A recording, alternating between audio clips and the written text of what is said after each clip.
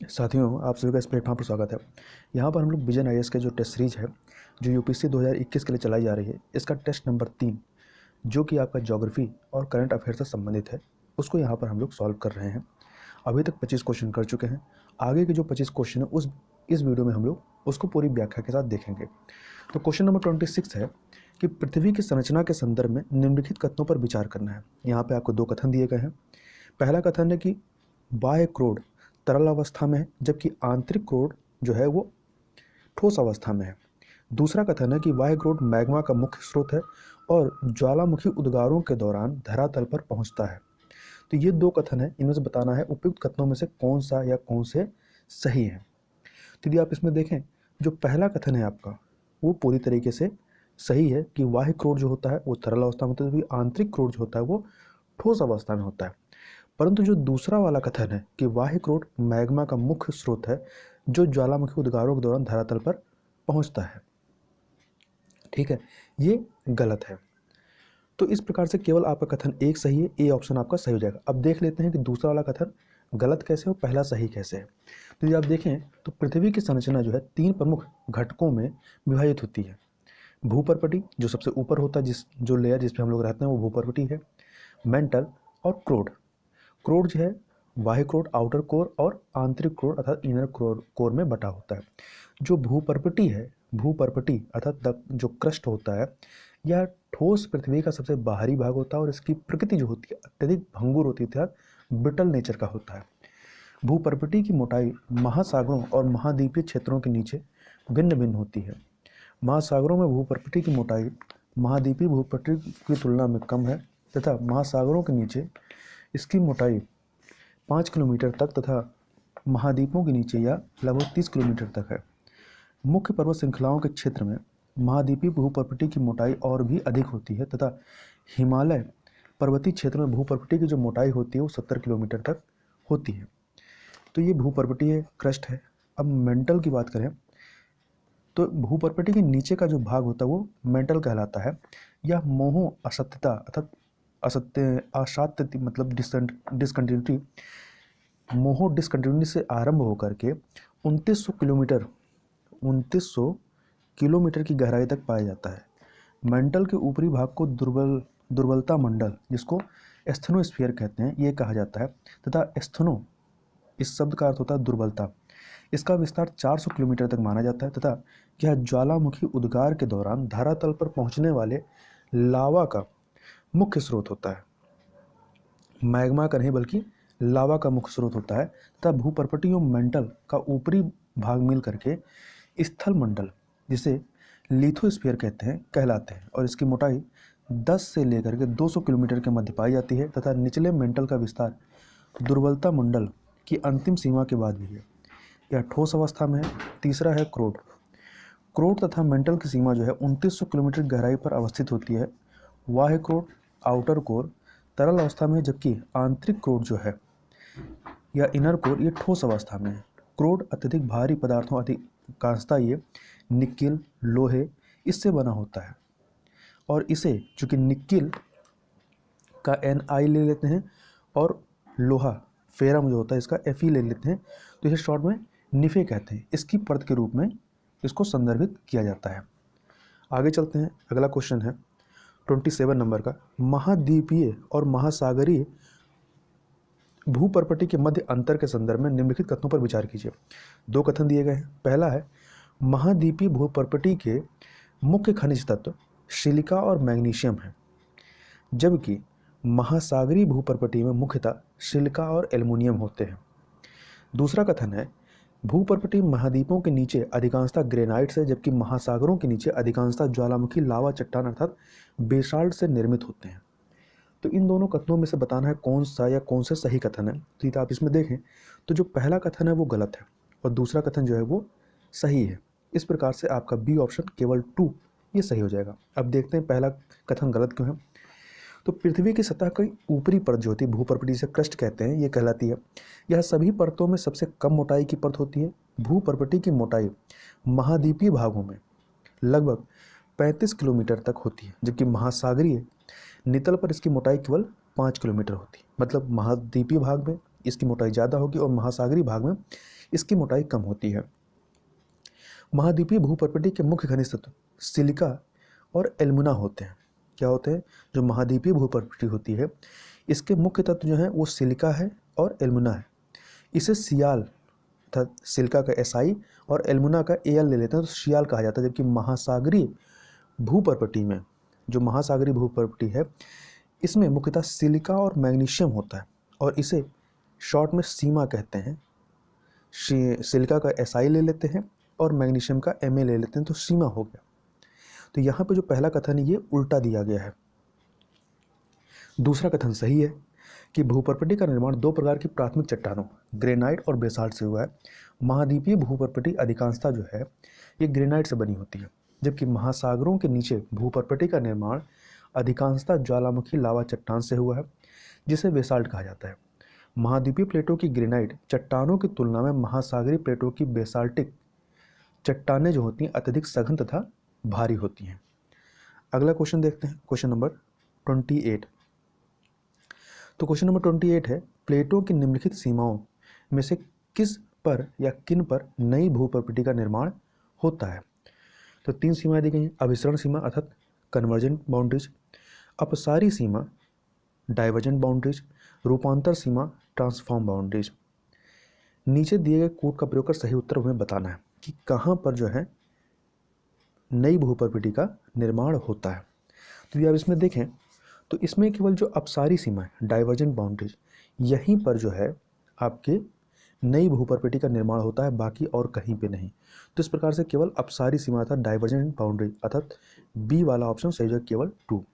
अब इन तीनों के बारे में थोड़ा देखें तो जो अभिसरण सीमा है कन्वर्जेंट बाउंड्रीज, जहाँ एक प्लेट दूसरी प्लेट के नीचे धंसती है और भूप्रकृति क्या होती है? नष्ट होती है। मतलब एक प्लेट के नीचे दूसरी प्लेट जाएगी तो वो क्या होगा? नष्ट होगी। वहाँ पे वह अभिसरण सीमा कहलाती है अर्थात कन्वर्जेंट बाउंड्रीज कहलाती है। वह स्थान जहाँ प्लेटें धंसती हैं उसे प्रविष्ठन क्षेत्र या इंग्लिश में कहें तो सबडक्शन जोन कहा जाता है। अभिसरण जो होता है या कन्वर्जेंट जो होते हैं 3 प्रकार का हो सकता है, महासागरीय और महाद्वीपीय प्लेट के बीच में, 2 महासागरीय प्लेटों के बीच में या 2 महाद्वीपीय प्लेटों के बीच में। अब बात कर लेते हैं अपसारी सीमा डाइवर्जेंट बाउंड्रीज के बारे में। तो जब 2 प्लेटें एक दूसरे के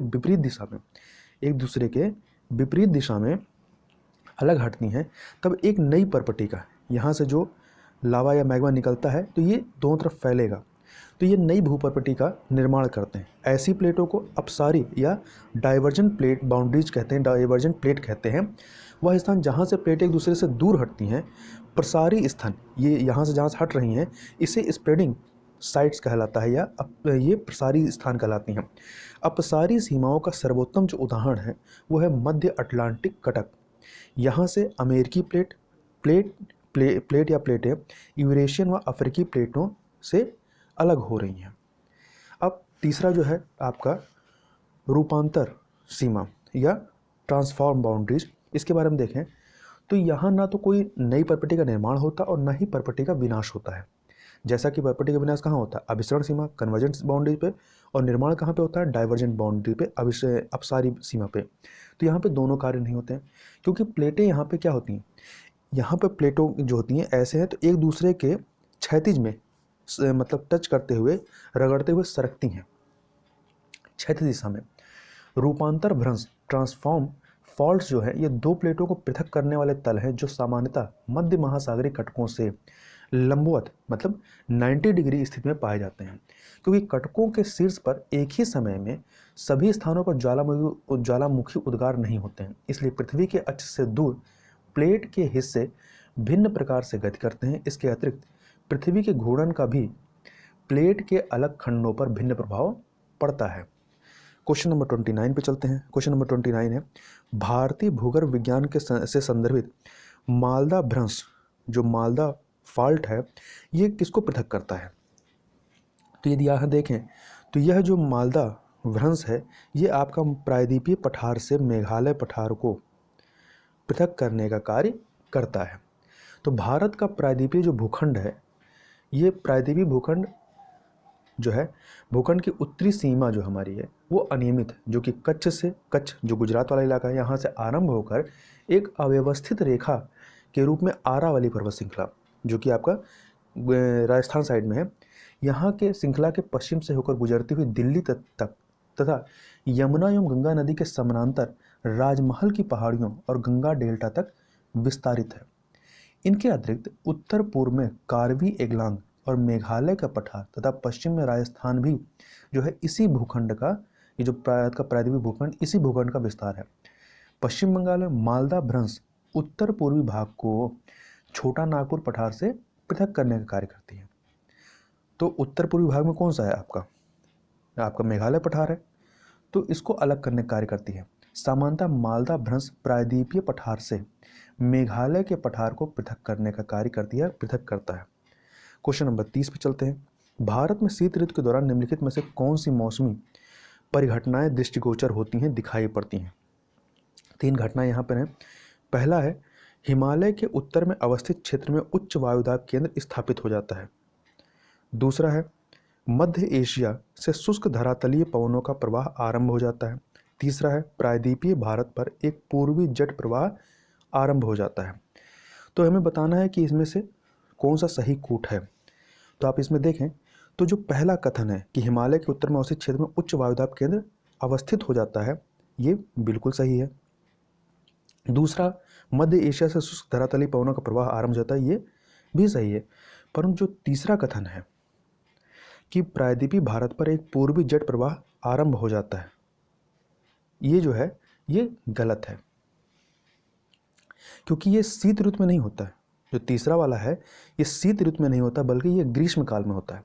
ग्रीष्म ऋतु के जून माह में प्रायद्वीप के दक्षिणी भाग पर एक पूर्वी जट धारा प्रवाहित होती है, बल्कि जबकि जो ऊपर के दो हैं, पहला और दूसरा, वो सही हैं। इस प्रकार से ए ऑप्शन सही हो जाएगा। थोड़ी चीज़ें और देख लेते हैं। तो भारत में शीत ऋतु जो है नवंबर से मार्च तक विस्तृत होता है, मार्च तक माना जाता है। शीत ऋतु की विशेषताएं जो हैं वो कई सारी मौसमी परिघटनाओं से परिलक्षित होती हैं, जैसे कि हिमालय के उत्तर में अवस्थित क्षेत्र में उच्च वायुदाब केंद्र स्थापित हो जाता है, जो कि पहला कथन है। इसके अलावा इस उच्च वायुदाब केंद्र के दक्षिण में, मतलब पर्वत के दक्षिण में, ठीक है, भारतीय उपमहाद्वीप की ओर उत्तर से निम्न स्तर पर धरातल के साथ साथ पवनों का प्रवाह आरंभ हो जाता है तथा मध्य एशिया के उच्च वायुदाब केंद्र से बाहर की ओर प्रवाहित धरातलीय पवनें भारत में शुष्क महाद्वीपीय पवनों के रूप में पहुंच जाती हैं तथा 9 से 13 किलोमीटर की ऊंचाई पर समस्त मध्य और पश्चिमी एशिया पश्चिम से पूर्व की ओर प्रवाहित पश्चिमी जट प्रवाह के प्रभावाधीन होता है तथा जट प्रवाह की दक्षिणी शाखा भारत को शीत ऋतु के संदर्भ में महत्वपूर्ण रूप से प्रभावित करती है।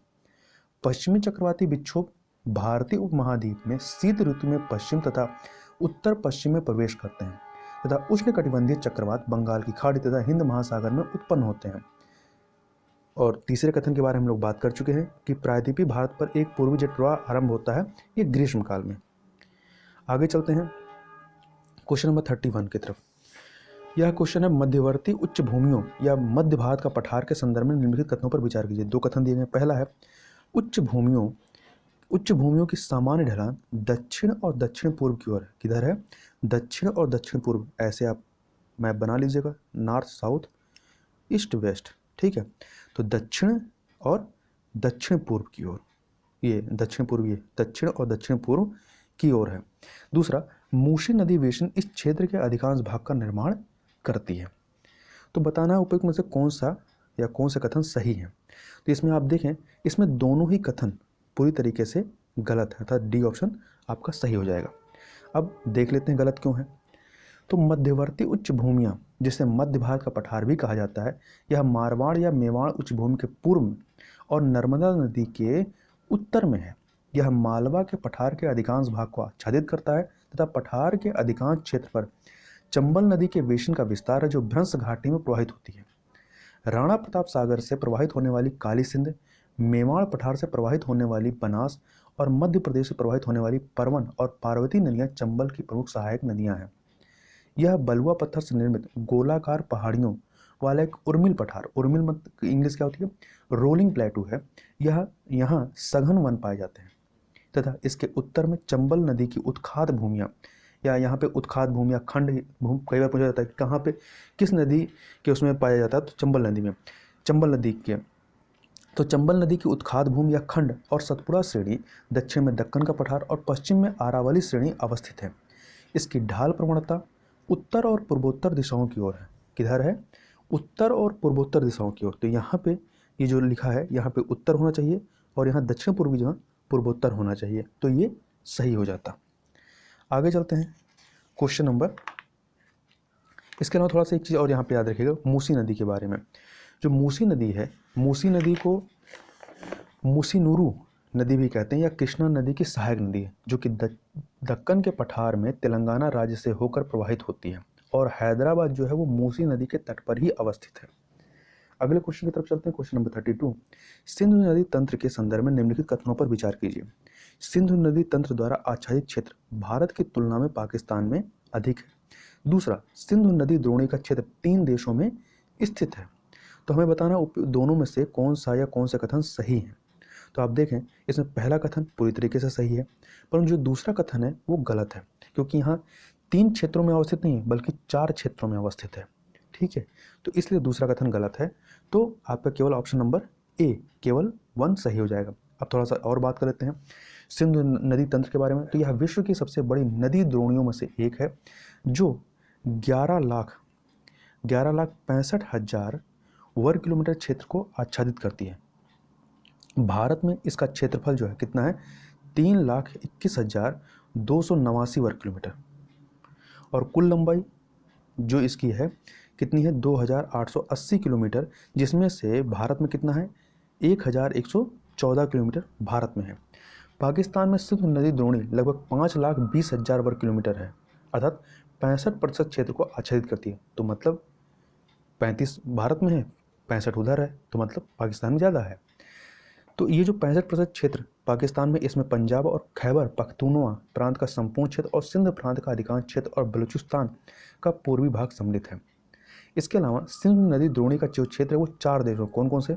चीन, भारत, अफगानिस्तान, पाकिस्तान में स्थित है।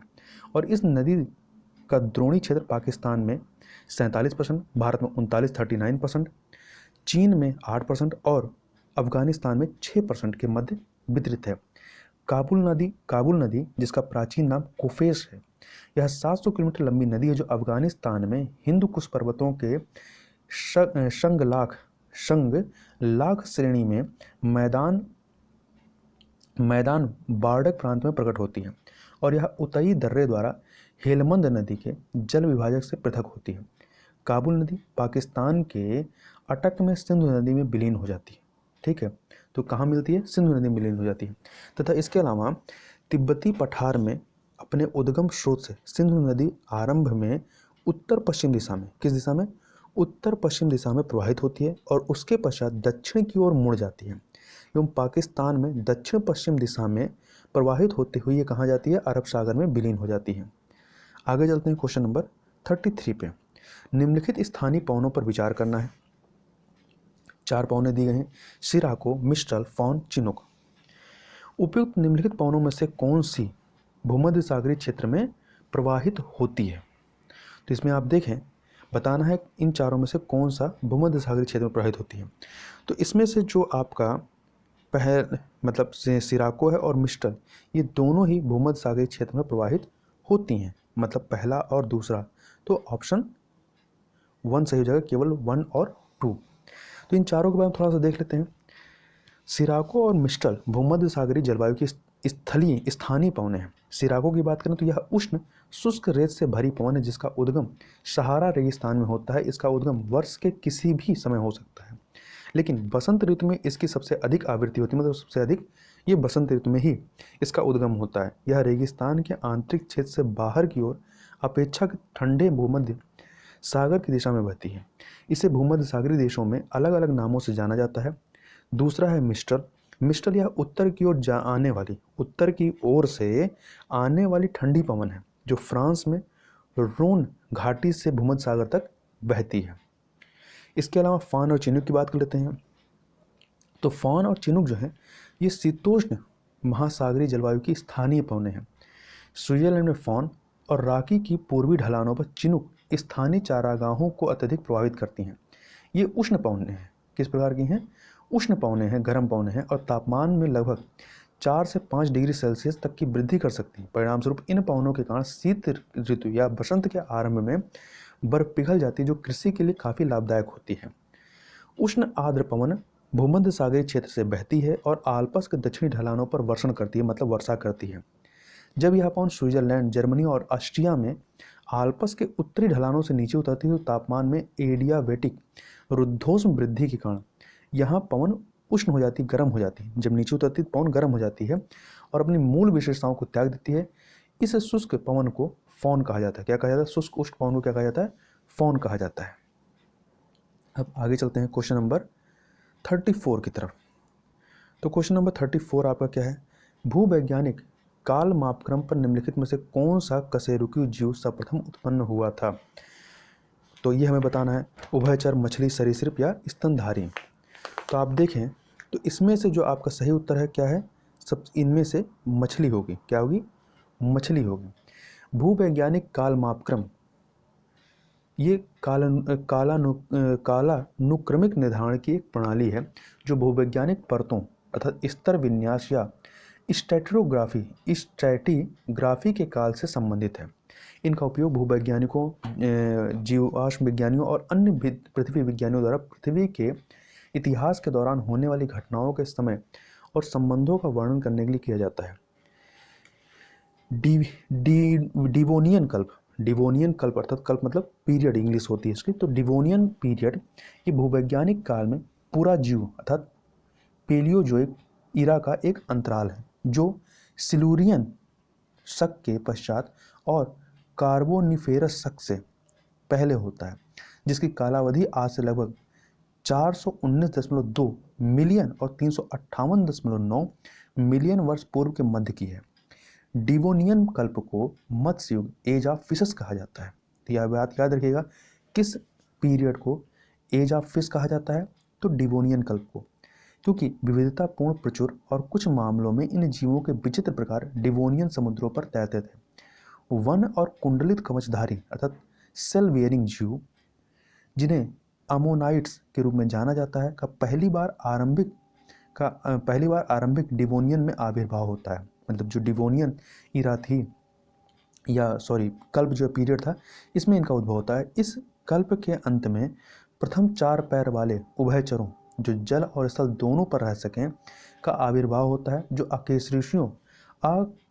जो कशेरुकियों द्वारा स्थल पर अपने विकास को इंगित करते हैं। आगे चलते हैं क्वेश्चन नंबर 35 पे। तो हाल ही में सुर्खियों में रहे त्योहारों के संबंध में निम्नलिखित युग्मों पर विचार करना है। तो एक तरफ त्यौहार, एक तरफ राज्य। तो रज पर्व पश्चिम बंगाल, त्रिशूरपूरम केरल, अंबुमाची मेला असम। बताना है इनमें से कौन से सही सुमेलित हैं। तो आप देखें रज पर्व जो है ये पश्चिम बंगाल में नहीं बल्कि उड़ीसा का है।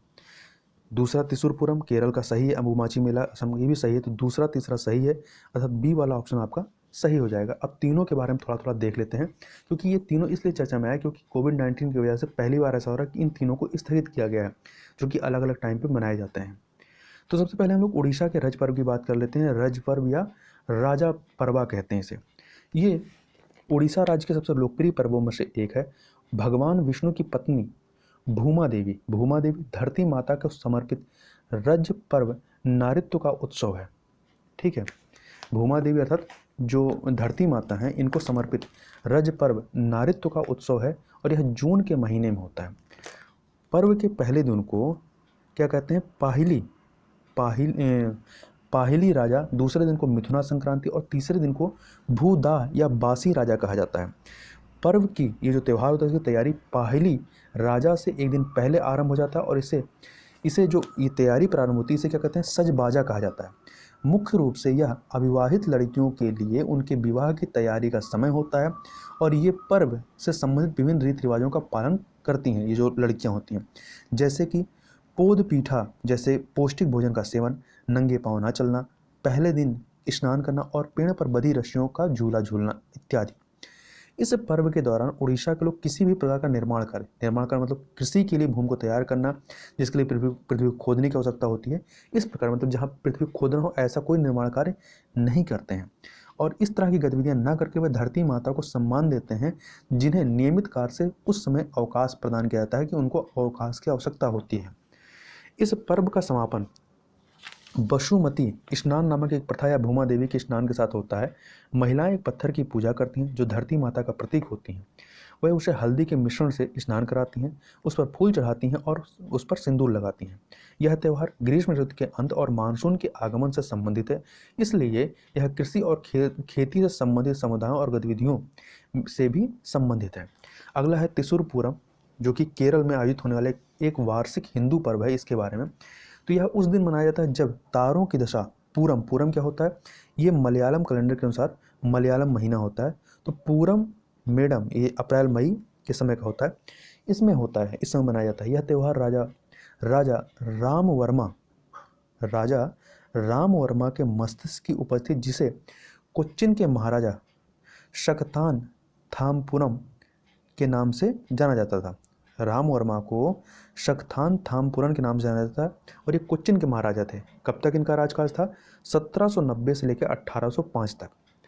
पूरम जो ये त्यौहार है, ये आधिकारिक तौर पर कोडियट्टम क्या होता है, झंडा फहराने की प्रथा होती है। तो पूरम आधिकारिक तौर पर कोडियट्टम मतलब झंडा फहराकर इसको प्रारंभ किया जाता है, जिसमें पर्व के सभी प्रतिभागी जो मंदिर होते हैं वो सम्मिलित होते हैं।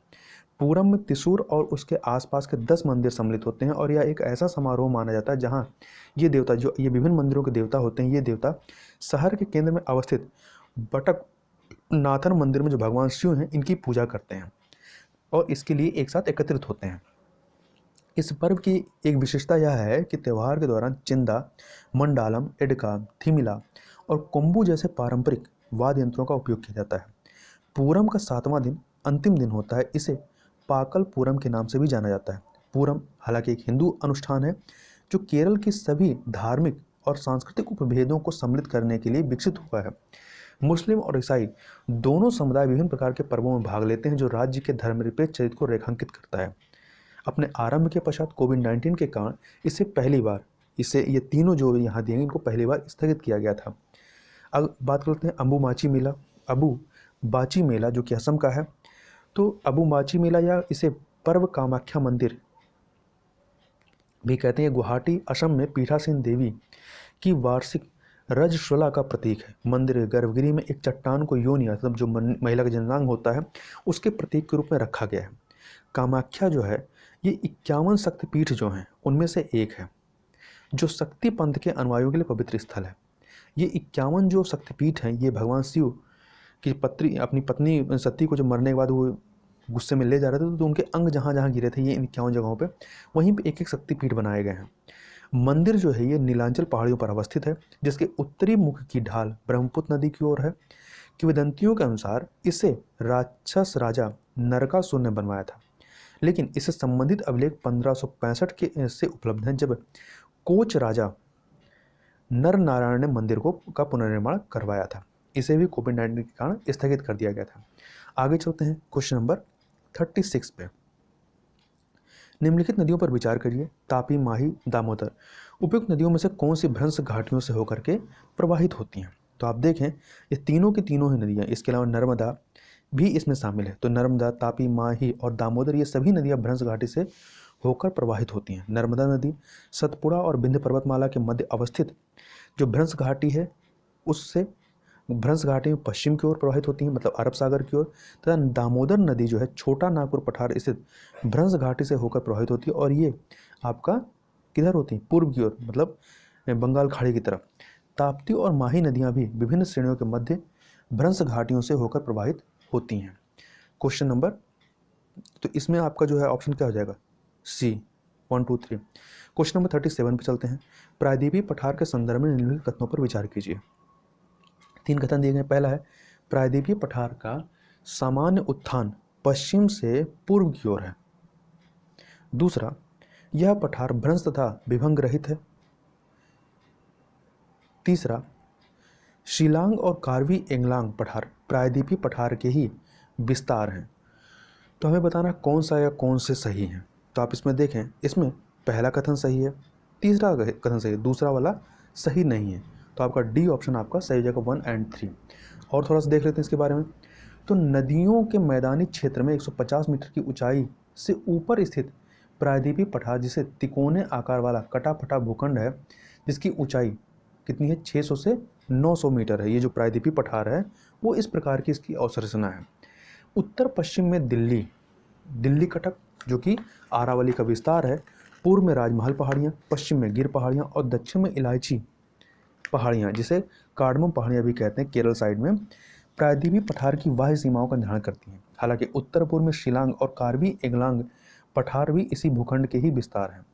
यह भारत के प्राचीनतम और सर्वाधिक स्थिर भूभागों में से एक है, किंतु भीमा भ्रंश का विशेष उल्लेख करना आवश्यक है, क्योंकि वहाँ बार बार भूकंपीय गतिविधियाँ होती रहती, जबकि नॉर्मली यहाँ पे भूकंपीय गतिविधियाँ होने का कोई चांसेस नहीं है, परंतु भीमा भ्रंश की वजह से यहाँ पे होती हैं।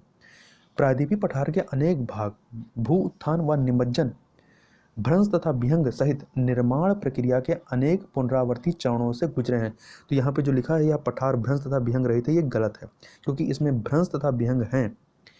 प्रायद्वीपीय, इसके अलावा सामान्य तौर पर पठार की ऊंचाई पश्चिम से पूर्व की ओर कम होती जाती है, जिसका प्रमाण यहाँ की नदियों के प्रवाह की दिशा से भी मिलता है। पठार के पश्चिम और उत्तर पश्चिमी भाग में मुख्य रूप से काली मृदा पाई जाती है। आपका ये जो महाराष्ट्र, गुजरात, ये राजस्थान वाला इलाका है, यहाँ पर प्रमुख उच्चावच लक्षणों के अनुसार प्रायद्वीपीय पठार को 3 व्यापक समूहों में विभाजित किया जा सकता है। पहला दक्कन का पठार, दूसरा मध्य उच्च भूभाग, तीसरा है उत्तर पूर्वी पठार। अब क्वेश्चन नंबर 38 पे चलते हैं। तो क्वेश्चन नंबर 38 क्या है कि निम्नलिखित में से कौन सा या से राष्ट्रीय वन नीति 1988 का के उद्देश्य हैं। 3 उद्देश्य यहाँ बताए गए। पहला है भौगोलिक क्षेत्र के 33% भाग को वनाच्छादन करने के अंतर्गत लाना, दूसरा बाढ़ एवं सूखे को कम करना, तीसरा है वृक्षारोपण को प्रोत्साहित करने हेतु एक जन आंदोलन सृजन करना। तो पहला नॉर्मल चीज़ है, कॉमन चीज़, ये पता होगा, पहला सही है। दूसरा आप पढ़ें तो ऐसा नहीं लगता कि ऐसा कुछ अलग लिखा गया है, तो दूसरा भी सही है और तीसरा भी सही है। तो इस प्रकार से आप देखें तीनों ही कथन सही हैं, अर्थात डी ऑप्शन आपका सही हो जाएगा। अब इसके बाद थोड़ा सा और पढ़ें तो भारत सरकार ने वर्ष 1952 में राष्ट्रव्यापी वन संरक्षण नीति को अंगीकृत किया, जिसे वर्ष 1988 में संशोधित किया गया। इसके जो मुख्य लक्ष्य थे वो क्या थे? निम्नीकृत भूमि पर वनारोपण और सामाजिक वानिकी कार्यक्रमों के माध्यम से 33% भौगोलिक क्षेत्रों को वनों से आच्छादित करना। दूसरा, जहां पर पारिस्थितिक संतुलन असंतुलित हो गया है वहां वनों को पुनर्स्थापित करना तथा पर्यावरणीय संतुलन को बनाए रखना। तीसरा, देश की प्राकृतिक विरासत, इसकी जैव विविधता तथा आनुवंशिक संग्रह अर्थात पूल को, जो आनुवंशिक पूल है उसको संरक्षित करना। चौथा है मृदा अपरदन, मरुस्थलीय भूमि का विस्तार और बाढ़ एवं सूखे पर नियंत्रण स्थापित करना। इसके अलावा पांचवा है वनों पर निर्भर रहने वाली ग्रामीण आबादी के लिए इमारती लकड़ी, जिसे टिम्बर कहते हैं, टिम्बर, ईंधन, चारा तथा खाद्य सामग्रियों को उपलब्ध कराने हेतु वन की उत्पादकता में वृद्धि करना और लकड़ी के प्रतिस्थापन को प्रोत्साहित करना, लकड़ी के स्थान पर कुछ और इस्तेमाल करने को प्रोत्साहित करना। वृक्षारोपण को प्रोत्साहित करने हेतु महिलाओं को सम्मिलित करने हेतु बृहद जन आंदोलन का सृजन करना, वृक्षों की कटाई को रोकना तथा इस प्रकार विद्यमान वनों पर दबाव को कम करना। तो इस प्रकार से सभी कथन सही हैं। सरकार द्वारा 1980 में वन संरक्षण अधिनियम को भी अधिनियमित किया गया तथा भारत में वनों के मूल्यांकन एवं एकीकृत विकास हेतु वर्ष 2003 में एक राष्ट्रीय वन आयोग की स्थापना की गई। तो याद रखिएगा, राष्ट्रीय वन आयोग की स्थापना कब की गई थी? तो सन 2003 में। आगे चलते हैं क्वेश्चन नंबर 39 पे। तो क्वेश्चन नंबर 39 क्या है कि सौर प्रणाली के संबंध में निम्नलिखित कथनों पर विचार कीजिए। सभी ग्रहों के एक से अधिक प्राकृतिक उपग्रह हैं। दूसरा, सभी ग्रह पश्चिम से पूर्व दिशा में अपनी धुरी पर घूर्णन करते हैं। तीसरा, शनि एकमात्र ऐसा ग्रह है जिसके चारों ओर एक वलय प्रणाली है। तो ये बताना कौन सा सही है। तो आप इसमें देखें, इसमें तीनों के तीनों ही कथन पूरी तरीके से गलत हैं, अर्थात डी ऑप्शन आपका सही हो जाएगा। क्यों गलत है? क्योंकि सभी ग्रहों में के एक से अधिक प्राकृतिक उपग्रह नहीं है। किसके नहीं है? तो यदि आप देखें बुध के, शुक्र के, इनके पास कोई प्राकृतिक उपग्रह नहीं है। इसके अलावा अन्य के पास हैं, जैसे मंगल के पास 2 हैं, बृहस्पति के पास 67 है, बृहस्पति के पास 67 है, और शनि के पास पहले 62 थे, 20 और हो गए, मतलब 82 हो गए। अरुण के पास 27 था। वरुण जिसे यूरेनस कहते हैं के पास 14 चंद्रमा है। यहाँ ध्यान रखिएगा, पहले जो था सर्वाधिक उपग्रह किसके पास थे? बृहस्पति के पास थे। अब यदि प्रश्न पूछा जाए कि सर्वाधिक उपग्रह किस ग्रह के पास हैं, तो आपका उत्तर होगा शनि ग्रह, क्योंकि शनि के पास पहले 62 थे, अब 20 और मिले हैं, तो कुल मिला के 82 हो गए हैं, जबकि बृहस्पति का केवल 67 ही है। इसके अलावा पृथ्वी के पास भी अपना एक प्राकृतिक उपग्रह है जिसे चंद्रमा कहा जाता है, और मंगल के पास 2 प्राकृतिक उपग्रह हैं जिन्हें फोबोस और डिमोस कहा जाता है। फोबोस और डिमोस कहते हैं। इसके अलावा देखें दूसरा जो कथन है कि सभी ग्रह पश्चिम से पूर्व दिशा में अपनी दूरी पर घूमते हैं, तो ये भी गलत है, क्योंकि जो शुक्र और वरुण है, शुक्र और वरुण जो है ये पूर्व से पश्चिम की ओर घूमते हैं, बाकी सब पश्चिम से पूर्व की दिशा में घूमते हैं। और शुक्र का जो एक परिक्रमा जो होती है वो 243 पृथ्वी दिनों में पूरी होती है। और शुक्र पर जो हमारे सौर मंडल के किसी भी ग्रह का सबसे लंबा दिन कहाँ पे होता है, शुक्र पर होता है, जो कि हम पूरे बारह जो पृथ्वी पर जो पूरा एक वर्ष होता है उसके बराबर होता है। इसके अलावा जो वरुण है, वरुण जब आपका चक्कर काटता है तो इतना ज़्यादा झुका होता है, करीब 97.77 डिग्री की झुकाव पर, जिसके कारण यह लौटता हुआ नजर आता है, जो आपका वरुण ग्रह है। ठीक है, तो दूसरा वाला कथन भी इसलिए गलत होगा क्योंकि जो वरुण है और जो शुक्र है ये आपका पूरब से पश्चिम दिशा में घूमते हैं। और तीसरा जो है कि शनि एकमात्र ऐसा ग्रह है जिसके चारों ओर एक वलय प्रणाली है, ये भी गलत है, क्योंकि शनि के अलावा अन्य 3 ग्रह जो हैं बृहस्पति, अरुण और वरुण, इनमें भी वलय प्रणालियाँ पाई जाती हैं। आगे चलते हैं क्वेश्चन नंबर 40 पे।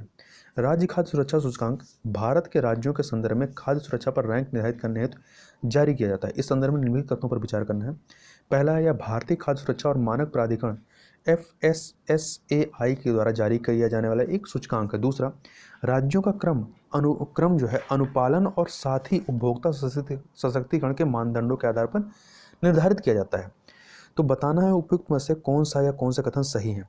तो आप देखें दोनों के दोनों ही कथन पूरी तरीके से सही हैं, तो आपका सी ऑप्शन सही हो जाएगा। तो इसकी बात हम कर क्यों रहे हैं, क्योंकि अभी हाल ही में भारतीय खाद्य सुरक्षा और मानक प्राधिकरण FSSAI के द्वारा राज्य खाद्य सुरक्षा सूचकांक जारी किया गया, जिसमें गुजरात, तमिलनाडु और महाराष्ट्र को शीर्ष स्थान प्रदान किया गया। यह एक सूचकांक है जो 2019-20 में खाद्य सुरक्षा सुनिश्चित करने वाले राज्यों को रैंक प्रदान करता है। और सूचकांक में खाद्य सुरक्षा हेतु फूड सेफ्टी हेतु 5 मापदंड, मतलब 5 पिलर पे ये आपकी रैंकिंग दी जाती है। 5 मापदंडों के कौन कौन से, पहला है मानव संसाधन और संस्थागत डेटा, दूसरा है अनुपालन, तीसरा है खाद्य परीक्षण और सुविधा, चौथा है प्रशिक्षण और क्षमता निर्माण तथा पांचवा उपभोक्ता सशक्तिकरण। तो यहाँ पे जो आपका कथन में दिया गया है दूसरा, इसमें आपका अनुपालन और साथ ही उपभोक्ता सशक्तिकरण को शामिल किया गया। तो 5 हैं, 5 पैरामीटर।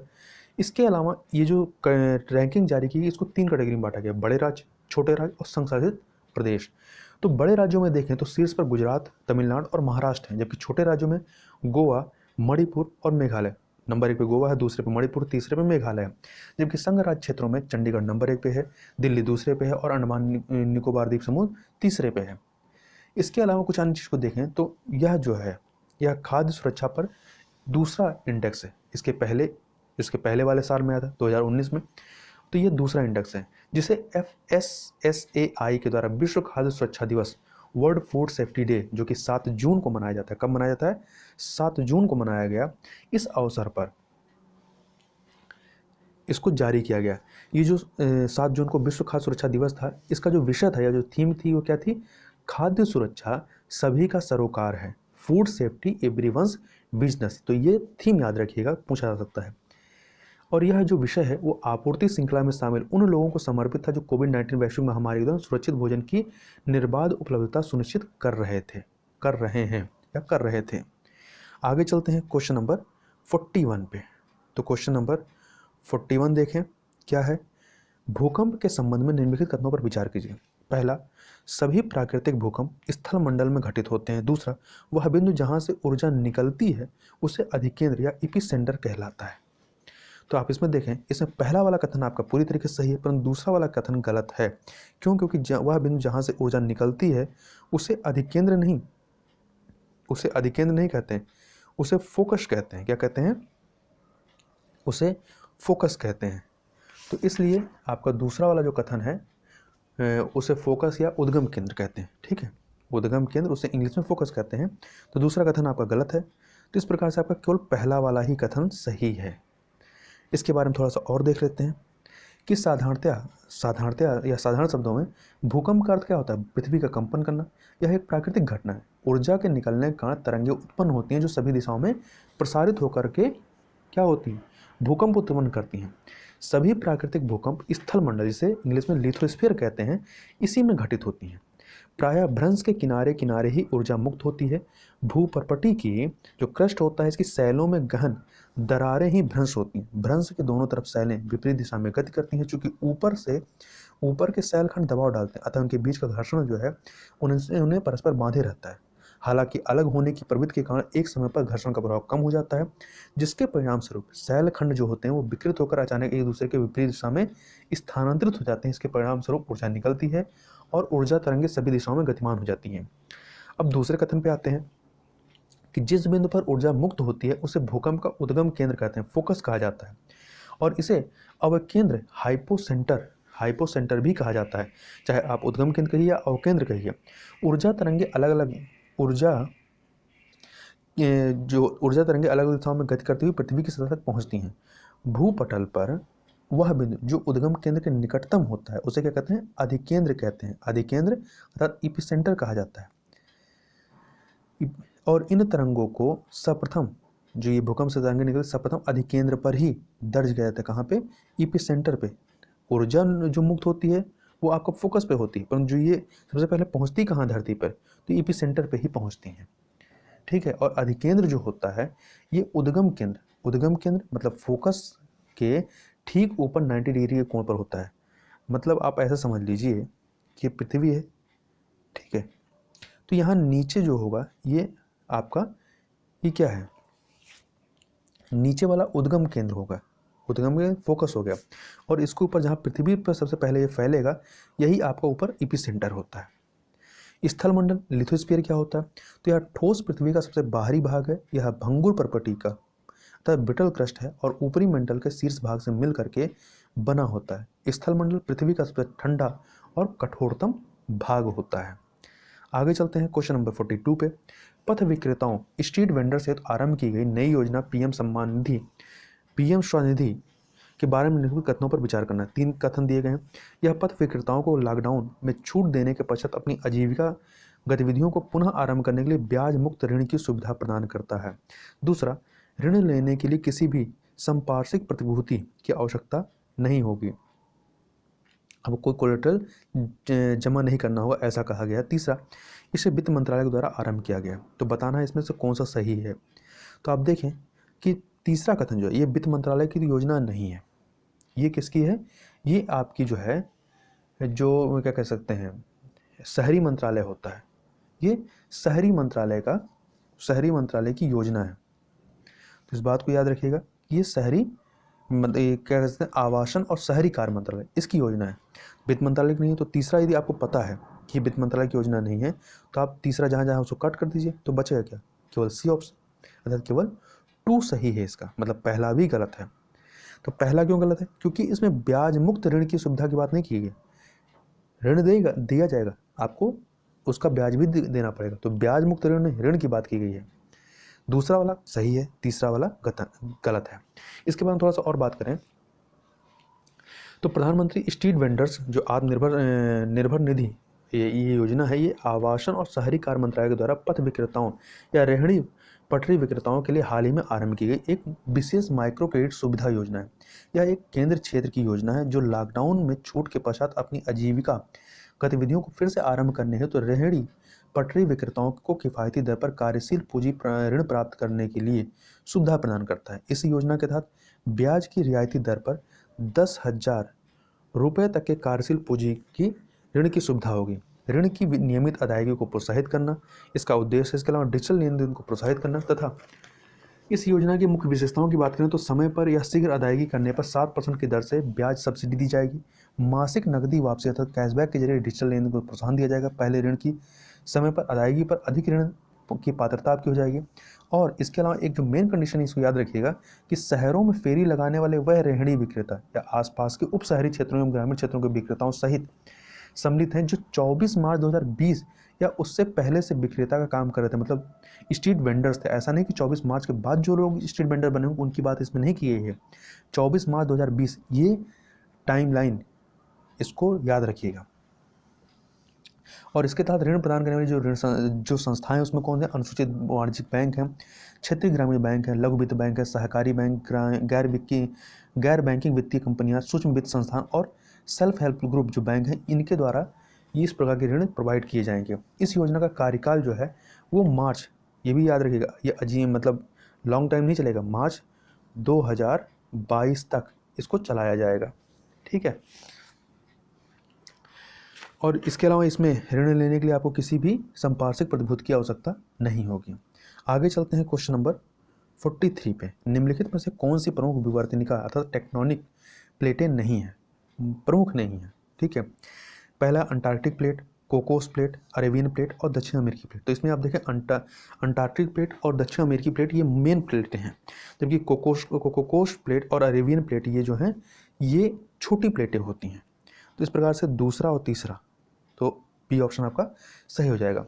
इसके बारे में और बात करें तो एक विवर्तनिका प्लेट, जिसे स्थल मंडलीय प्लेट भी कहा जाता है, ठोस चट्टान का एक विशाल अनियमित आकार का खंड होता है जो सामान्यतः महाद्वीपीय और महासागरीय स्थल मंडलों से मिलकर बना होता है। ये प्लेटें दुर्बलता मंडल, एस्थेनोस्फीयर जिसे कहते हैं इंग्लिश में, तो एस्थेनोस्फीयर या दुर्बलता मंडल पर एक दृढ़ इकाई के रूप में क्षैतिज अवस्था में गतिशील होते हैं।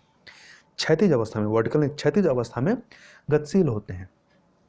हॉरिजॉन्टल, किसी प्लेट को महाद्वीपीय प्लेट या महासागरीय प्लेट के रूप में संदर्भित किया जा सकता है, जो इस बात पर निर्भर करता है कि उस प्लेट का अधिकांश भाग महाद्वीपीय है या महासागरीय। जैसे कि प्रशांत प्लेट मुख्यतः एक महासागरीय प्लेट है, जबकि यूरेशियन प्लेट को महाद्वीपीय प्लेट कहा जाता है। प्लेट विवर्तन का सिद्धांत के अनुसार पृथ्वी का स्थल मंडल 7 प्रमुख और कुछ छोटी प्लेटों में विभक्त है। अब 7 प्रमुख प्लेटें कौन सी हैं? तो पहला है अंटार्कटिका प्लेट, उत्तर अमेरिकी प्लेट, दूसरा तीसरा दक्षिणी अमेरिकी प्लेट, चौथा है प्रशांत महासागरीय प्लेट, पांचवा है इंडो ऑस्ट्रेलिया न्यूजीलैंड प्लेट, छठा है अफ्रीकी प्लेट और सातवां है यूरेशियाई प्लेट। कुछ महत्वपूर्ण जो छोटी प्लेटें हैं कौन सी है? कोकोस प्लेट यह प्लेट मध्य अमेरिका और प्रशांत महासागरीय प्लेटों के मध्य अवस्थित है। दूसरा नाजका प्लेट, ये दक्षिण अमेरिका और प्रशांत महासागरीय प्लेट के मध्य स्थित है। अरेबियन प्लेट, इसमें सऊदी अरेबिया प्रायद्वीप का अधिकांश भूभाग सम्मिलित है। फिलीपीन प्लेट, यह एशियाई और प्रशांत महासागरीय प्लेट के मध्य अवस्थित है। अब हम लोग आगे चलते हैं क्वेश्चन नंबर 44 पे। क्वेश्चन नंबर 44 है कि लोग मृत सागर जिसे डेड सी कहते हैं इसमें क्यों नहीं डूबते हैं? तो आपके पास 4 कथन दिए गए हैं कि समुद्र में समुद्री प्राणियों की उपस्थिति के कारण, मृत सागर का कम तापमान तैराकों को अधिक उत्प्लावकता प्रदान करता है, मृत सागर में नमक की अत्यधिक सांद्रता जल के घनत्व में वृद्धि करती है, और चौथा है थर्मोक्लाइन अर्थात तीव्र ताप परिवर्तन जो है ये थर्मोक्लाइन की गहराई मृत सागर में सतह के पास ही अवस्थित है। तो इसमें आप देखें जो आपका तीसरा कथन है कि मृत सागर में नमक की अत्यधिक सांद्रता जल के घनत्व में वृद्धि करता है, ये सही है, अर्थात सी ऑप्शन आपका सही हो जाएगा। इसके बारे में और बात करें, पहले लोकेशन आपको पता होना चाहिए कि मृत सागर या जो डेड सी है कहाँ पे। तो आप मैप में देखेंगे तो जॉर्डन और इजराइल के मध्य में अवस्थित, इनकी सीमाओं के मध्य में अवस्थित एक स्थलरुद्ध सागर है। ठीक है, इसके अगल बगल और किसी सागर से मिला नहीं है, ये स्थलरुद्ध सागर है और आसपास ग्रामीण क्षेत्रों से बहकर सभी खनिज इस सागर में आते हैं। अतः यहाँ सूर्य के तापमान के कारण जल वाष्पीकरण की दर अधिक होती है। इसके परिणाम स्वरूप मृत सागर में नमक की सांद्रता बहुत अधिक हो जाती है। जल में नमक की सांद्रता 34% तक पहुंच जाती है। जल में घुले खनिज लवणों की अधिक उच्च सांद्रता के कारण इसका घनत्व स्वच्छ जल की तुलना में अधिक हो जाता है। चूंकि इस जल के घनत्व की तुलना में हमारे शरीर का भाग हल्का अर्थात कम घनत्व वाला होता है, इसलिए हमारे शरीर को मृत सागर से अधिक उत्प्लावकता प्राप्त होती है, जिससे तैरना आसान हो जाता है। आगे चलते हैं क्वेश्चन नंबर 45 पे। पर्वतीय वनों अर्थात मोंटेनी फॉरेस्ट के संबंध में निम्नलिखित कथनों पर विचार करना है। पहला कथन है कि इन वनों में सदाबहार चौड़ी पत्ती वाले वृक्ष जैसे कि ओक और चेस्टनट सामान्य रूप से पाए जाते हैं। दूसरा, इन वनों में पाए जाने वाले प्राणियों के बाल घने होते हैं। तीसरा, भारत में ये वन हिमालय और उत्तर पूर्व भारत की दक्षिणी ढालों को आच्छादित करते हैं। तो इसमें देखें, इसमें तीनों ही कथन जो हैं आपके वो सही हैं, तो डी ऑप्शन आपका सही हो जाएगा। थोड़ा सा और बात कर लेते हैं। तो पर्वतीय क्षेत्रों में ऊंचाई में वृद्धि के साथ तापमान में कमी से पर्वतीय वनों का निर्माण होता है। पर्वतीय वनों में 2 प्रकार की वनस्पतियां पाई जाती हैं ऊंचाई के हिसाब से। आर्द्र शीतोष्ण कटिबंधीय प्रकार के वन जो कि 1000 से 2000 मीटर की ऊंचाई के मध्य पाए जाते हैं, इनमें सदाबहार चौड़ी पत्ती वाले वृक्ष जैसे कि ओक, चेस्टनट की प्रधानता होती है। जबकि 1500 से 3000 मीटर की ऊंचाई के मध्य शीतोष्ण कटिबंधीय प्रकार के वनों में एक आर्द्र शीतोष्ण कटिबंधीय, एक शीतोष्ण कटिबंधीय है। तो शीतोष्णकटिबंधीय प्रकार के वनों में देवदार, चीड़, सिल्वर फर, स्प्रूस और सीडर जैसे शंकुधारी वृक्ष पाए जाते हैं। इन वनों में प्रायः कश्मीरी स्टैग, चीतल, जंगली भेड़, खरगोश, तितली, तिब्बती बारहसिंगा, याक है, हिम तेंदुए है, गिलहरी है, रीछ है, आइबैक्स है, दुर्लभ लाल पांडा है, घने बालों वाले भेड़ है और बकरी जैसे प्राणी पाए जाते हैं। इसके अलावा यदि भारत में इसकी अवस्थिति कहाँ है, कहाँ कहाँ पाए जाते हैं, तो ये वन प्रायः हिमालय के दक्षिणी ढालों, कर्नाटक तथा केरल और तमिलनाडु के पश्चिमी घाट श्रेणी के दक्षिणी भाग में 1000 मीटर से अधिक ऊंचाई वाले स्थलों पर और उत्तर पूर्व भारत में, नॉर्थ ईस्ट भारत में अधिकांश भाग पर ये आच्छादित हैं, मतलब यहाँ ये वन पाए जाते हैं। क्वेश्चन नंबर 46 देख लेते हैं। रेटन और लियाना कुछ विशेष प्रकार की वनस्पतियों के प्रकार ही निम्नलिखित किस जलवायु प्रदेश में पाई जाती हैं? उष्ण मरुस्थलीय क्षेत्र में, शीतोष्ण घास भूमि में, या आर्कटिक क्षेत्र में, या विषुवत-रेखीय क्षेत्र में? तो इसमें आप देखें तो ये जो वनस्पतियां हैं ये विषुवत-रेखीय क्षेत्र में पाई जाती हैं। इसके बारे में और बात करें तो उष्ण और आर्द्र विषुवत-रेखीय क्षेत्रों में उच्च तापमान और प्रचुर मात्रा में वर्षण अर्थात जो बरसात होती है, बरसात की विभिन्न प्रकार जो बरसात है, ये विभिन्न प्रकार की सघन वनस्पतियों उष्णकटिबंधीय वर्षावनों के विकास में सहायता प्रदान करते हैं। यहाँ मौसम जो होता है वर्ष पर्यंत आर्द्र होता है, मतलब पूरे वर्ष भर ये आर्द्र होता है, जिसके कारण यहाँ विकसित वनों की प्रकृति क्या होती है, सदाबहार होती है। अमेजन उष्णकटिबंधीय वर्षावनों को इसके हरे भरे और चौड़े पत्ती वाले वृक्षों के कारण सेल्वास के नाम से जाना जाता है। तो याद रखिए जो अमेजन के उष्णकटिबंधीय वर्षावन हैं उन्हें क्या नाम दिया गया है, सेल्वास नाम दिया गया है। इस क्षेत्र की वनस्पति में सदाबहार वृक्ष बहुतायत में मिलते हैं, बहुत बड़ी संख्या में मिलते हैं या शामिल हैं, जो उष्णकटिबंधीय कठोर काष्ठ वाली लकड़ी होती है, जैसे कि महोगनी, आबनूस, रोजवुड, केवी नोटवुड आदि। ये वनोपज प्रदान करते हैं, मतलब जंगली प्रोडक्ट प्रदान करते हैं, प्रोड्यूस प्रदान करते हैं। इसमें छोटे ताड़ के पेड़ और लियाना व रटेन जिसकी चर्चा यहाँ पे की गई है, रटेन और लिवाना, इनके जैसे आरोहण करने वाले वृक्ष भी पाए जाते हैं। आरोहण मतलब किसी पेड़ के ऊपर ये मतलब उगते हैं या उनका सहारा लेते हैं, तो जैसे आरोहण करने वाले पौधे भी पाए जाते हैं जो अधिपादप कहलाते हैं। तो ये जो आपका रेटन और लियाना है ये किस प्रकार के पौधे हैं, अधिपादप। अधिपादप का मतलब क्या होता है कि एक पौधा जो दूसरे पौधे पर उगता है और उसका अवलंबन लेता है, मतलब उसके सहारे से ही वो अपना चढ़ता है उस पर, तो अवलंबन के लिए निर्भर करता है, परंतु वृक्ष के लिए उस मतलब भोजन के लिए नहीं, मतलब उस जिस पेड़ पे ये बढ़ रहा है उसका केवल अवलंबन लेता है, उससे भोजन नहीं लेता है, तो इसे अधिपादप वृक्ष कहते हैं। वृक्षों के नीचे जो बड़े बड़े, चूंकि उष्णकटिबंधीय वर्षावन में बड़े बड़े वृक्ष होते हैं, तो इसके वृक्षों के नीचे फर्न, आर्किड और लालंग की प्रजातियां भी विकसित होती हैं।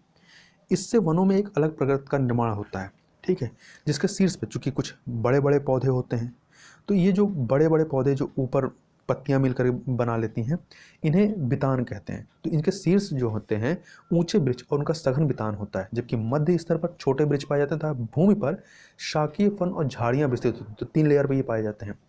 इस तरह की वनस्पतियों में एकल प्रजातियों के वृक्ष की उपलब्धता अत्यंत दुर्लभ होती है, मतलब यहाँ पर विभिन्न प्रकार के वृक्ष पाए जाते हैं। आपको बहुत ज़्यादा मात्रा में, मतलब बड़ी दूरी में कोई एक ही प्रकार का वृक्ष नहीं मिलेगा, अलग अलग प्रकार के वृक्ष मिलते हैं।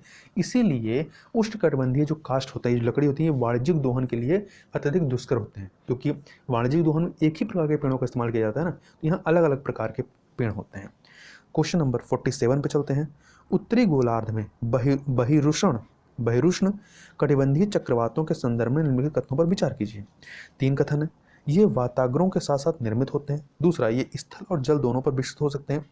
तीसरा, ये पूर्व से पश्चिम की ओर गति करते हैं। तो आप इसको वाताग्र जब पढ़ेंगे तो इसमें आप देखेंगे कि पहला कथन सही है, पहला कथन आपका सही है कि ये वाताग्रों के साथ साथ निर्मित होते हैं। दूसरा वाला, ये स्थल और जल दोनों पर विकसित हो सकते हैं, ये भी सही है। परंतु जो तीसरा कथन है, पूर्व से पश्चिम की ओर गति करते हैं, ये गलत है, क्योंकि ये पश्चिम से उत्तरी गोलार्ध में जब देखेंगे तो ये पश्चिम से पूर्व की ओर गतिशील होते हैं, ठीक है। तो जो ये बहिरुष्ण कटिबंधीय चक्रवाती, जिसे कि वेव साइक्लोन या मध्य अक्षांशीय चक्रवात के रूप में भी जाना जाता है, एक प्रकार की चक्रवाती वायु प्रणालियां हैं जो मध्य उच्च अक्षांशों में क्षैतिज तापमान भिन्नता वाले वाताग्र क्षेत्र में निर्मित होते हैं, ठीक है। तो इतनी चीज़ यहाँ पे याद रखिएगा। इसके अलावा इनकी उत्पत्ति, ये एक विस्तृत क्षेत्र में फैले होते हैं और इनकी उत्पत्ति स्थल एवं जल दोनों पर हो सकती है। और उष्णकटिबंधीय चक्रवात में पवनों का वेग अपेक्षाकृत तीव्र होता है और यह अत्यधिक विनाशकारी होते हैं। बहिरुष्ण कटिबंधीय चक्रवात उत्तरी गोलार्ध में पश्चिम से पूर्व की ओर गतिशील होते हैं, ना कि पूर्व से पश्चिम की ओर गतिशील होते हैं। ठीक है, तो आगे चलते हैं क्वेश्चन नंबर 48 पे। तो 48 है, निम्नलिखित में से कौन सी जलमग्न संरचना की उत्पत्ति ज्वालामुखी है? संरचना की उत्पत्ति ज्वालामुखी है, मतलब ज्वालामुखी से उसकी उत्पत्ति हुई है। जलमग्न कैनियन, समुद्री टीला और मध्य महासागरी कटक। तो इसमें से आप देखें तो इसमें से जो जलमग्न कैनियन है इसकी उत्पत्ति जो है ज्वालामुखी के माध्यम से नहीं है, जबकि जो दूसरा समुद्री टीला है और मध्य महासागरी कटक ये दोनों ही होते हैं। तो इस प्रकार से सी ऑप्शन आपका 2 और 3 सही हो जाएगा। इसके बारे में और चीज़ें देखते हैं। तो समुद्र के तल में विभिन्न हिस्सों पर प्रवाल द्वीप, समुद्री टीला, निमग्न द्वीप, मध्य महासागरी कटक आदि जैसी संरचनाएं पाई जाती हैं। जिसमें से मध्य महासागरी कटक की बात करें तो मध्य महासागरी कटक एक जलमग्न पर्वत श्रृंखला होती है जो प्लेट विवर्तनिका, जो प्लेट टेक्टोनिक्स के द्वारा निर्मित होता है। समुद्र तल का यह उत्थान तब होता है जब महासागरीय परपटी के नीचे मेंटल में, जो मेंटल होता है, इसमें संवहनी धाराओं के उठने और दो विवर्तनिका जो टेक्टोनिक्स प्लेटें हैं इनके अपसारी सीमा, दो टेक्टोनिक प्लेटों के जो अपसारी सीमा अर्थात डाइवर्जेंट बाउंड्री जो एक दूसरे से दूर जाती हैं। ठीक है, तो अपसारी सीमा पर मिलने के स्थान पर मैग्मा के निर्माण की स्थिति जो होती है उत्पन्न होती है। यह समुद्र के भीतर पर्वत प्रणाली की एक परस्पर श्रृंखला का निर्माण करती है और यह पृथ्वी की सतह पर सबसे लंबी पर्वत श्रृंखला होती है। परंतु इसके साथ ही क्या है कि यह जो है समुद्र में जलमग्न होती है। सबसे लंबी पर्वत श्रृंखला तो है परंतु यह समुद्र में जलमग्न है। समुद्री टीला की बात करें तो यह नुकीले शिखर वाला एक पर्वत है जो समुद्र तली से ऊपर की ओर उठता है, समुद्र तली से ऊपर की ओर उठता है, परंतु ये क्या होता है समुद्र के अंदर ही होता है, किंतु महासागरों की सतह तक नहीं पहुंच पाता है। समुद्री टीले ज्वालामुखी के द्वारा उत्पन्न होते हैं और ये 3000 से 4500 मीटर ऊंचे हो सकते हैं। प्रशांत महासागर में हवाई द्वीप का विस्तार समुद्री टीले का एक अच्छा उदाहरण माना जाता है। जलमग्न कैनियन की बात करें तो जलमग्न कैनियन को बी आकार, इस प्रकार से बी आकार की खड़ी दीवार वाली सर्पिल घाटियों के रूप में परिभाषित किया जाता है जो बाहर की ओर, ये बाहर की ओर है ना, तो बाहर की ओर झुकी होती हैं। ये नदी द्वारा अनवरत अपर्दित भू कैनियन उच्चावच के रूप में सबसे विशाल भू कैनियन होते हैं। जलमग्न कैनियन का निर्माण मग्न ढालों पर, जो ढाल होते हैं मग्न ढालों पर पंकिल मतलब क्या होता है, इसकी इंग्लिश होती है टर्बिड होती है, तो पंकिल धाराओं द्वारा अनवरत अपर्दन से इनका निर्माण होता है। तो कुल मिलाकर के जो जलमग्न कैनियन होते हैं ये ज्वालामुखीय मतलब संरचना नहीं होते हैं, बल्कि ये नदियों के द्वारा जो पानी गिरता है तो उसकी वजह से ये बनते हैं। इसका जो सबसे महत्वपूर्ण उदाहरण है वो हडसन कैनियन, जो कि विश्व का सर्वाधिक प्रसिद्ध कैनियन है। प्रवाल द्वीप की बात करें तो ये उष्णकटिबंधीय महासागरों में पाए जाने वाले प्रवाल भित्तियों से युक्त निम्न ऊंचाई के द्वीप हैं जो केंद्रीय गर्त को चारों ओर से घेरे हुए होते हैं। ये समुद्र या जिसे कहते हैं तो समुद्र का एक भाग हो सकते हैं, या कभी कभी ये स्वच्छ लवणीय या अत्यधिक जल से चारों ओर से घिरे रहते हैं। तो प्रवाल द्वीप भी जो ज्वालामुखी प्रक्रिया का ये मतलब भाग नहीं है कि उससे उत्पादित संरचना नहीं है। तो यहाँ पर केवल जो मध्य महासागरी कटक और समुद्री टीला है यही आपके मूल रूप से ज्वालामुखीय संरचना है। अब क्वेश्चन नंबर 49 पे चलते हैं। 49 क्या है कि द्वार के संदर्भ में निम्नलिखित कथनों पर विचार करना है।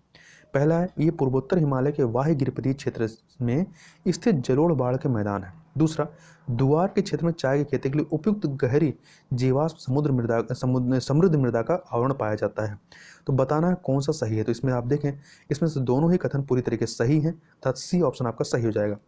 तो द्वार जो है पूर्वोत्तर भारत में नॉर्थ ईस्ट में जलोढ़ बाढ़ के मैदान है जो हिमालय के वाह्य गिरिपदीय क्षेत्र के दक्षिण में और ब्रह्मपुत्र नदी द्रोणी के उत्तर में स्थित है। यह क्षेत्र लगभग 30 किलोमीटर चौड़ा है और पश्चिम बंगाल में तीस्ता नदी से लेकर असम में धनसिरी नदी तक लगभग 350 किलोमीटर क्षेत्र में विस्तृत है। यह क्षेत्र भूटान के प्रवेश द्वार का निर्माण करता है तथा यह तराई, द्वार, सवाना और चारागाह पारिस्थितिकी क्षेत्र का भाग है। द्वार क्षेत्र जो है ये वन जीवों से समृद्ध है। अंग्रेजों ने यहाँ की प्राकृतिक दशाओं जैसे कि मध्यम ढाल, गहरी जीवाश्म समृद्ध मृदा, वर्ष भर होने वाली वर्षा और मृदु शीत ऋतु का लाभ प्राप्त करने के लिए क्षेत्र में चाय बागानों की खेती आरंभ की। दार्जिलिंग और असम के चाय बागान अपनी चाय की पत्ती गुणवत्ता के लिए वर्तमान में विश्व प्रसिद्ध हैं। अब क्वेश्चन नंबर 50 पे चलते हैं।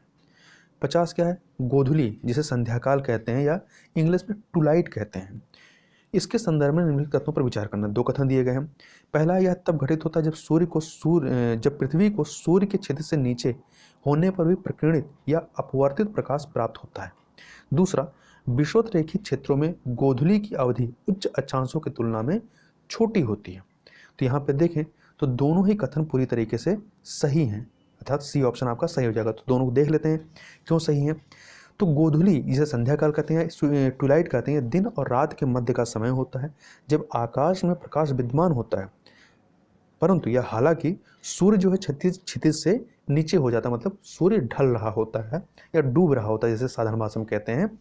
इसका कारण होता है उषा काल, मतलब जो सूर्योदय का समय होता है उषा काल उसे कहते हैं। तो उषा काल और गोधूली की अवधि के दौरान पृथ्वी के द्वारा सूर्य से प्रकीर्णित या अपवर्तित प्रकाश प्राप्त करना। गोधूली तब घटित होती है जब पृथ्वी का ऊपरी वायुमंडल सूर्य प्रकाश का प्रकीर्णन और अपवर्तन करता है, जिससे निचला वायुमंडल प्रकाशित हो जाता है। खगोलविद गोधूली के 3 चरणों को परिभाषित करते हैं। कौन कौन से? सिविल, दूसरा नाटिकल और तीसरा एस्ट्रोनॉमिकल। ये सूर्य के उत्थान पर आधारित ऐसे कोण हैं जो क्षितिज के साथ सूर्य का ज्यामितीय केंद्र निर्धारित करते हैं। अब दूसरे कथन पे आते हैं। गोधूली की अवधि अक्षांश पर निर्भर करती है। विषुवतीय और उष्णकटिबंधीय क्षेत्रों में उच्च अक्षांशों पर, मतलब जैसे ऊपर पोल की तरफ जाएंगे तो उच्च अक्षांश होंगे, तो उच्च अक्षांशों पर अवस्थित स्थानों की तुलना में गोधूली की अवधि जो होती है वो छोटी होती है। मतलब जैसे जैसे आप ऊपर जाएंगे वहाँ पे गोधूली की जो अवधि होगी बढ़ती जाएगी। जैसे जैसे विषुवत रेखा की तरफ आएंगे गोधूली की अवधि जो होती है वो छोटी होती जाती है।